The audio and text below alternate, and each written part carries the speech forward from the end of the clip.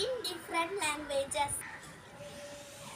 In English, head, hair, forehead, eyes, ears, nose, mouth, teeth, tongue, neck, hands, legs, and fingers.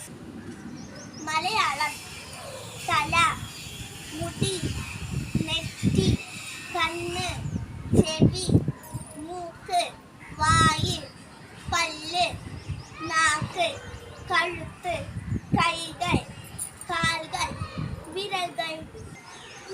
Tamil, തലൈ, കൂന്തൽ, നെറ്റി, കൺ, കാത്, മൂക്ക്, വായ്, പൽ, നാക്ക്, കഴുത്ത്, കൈകൾ, കാലുകൾ, വിരലുകൾ.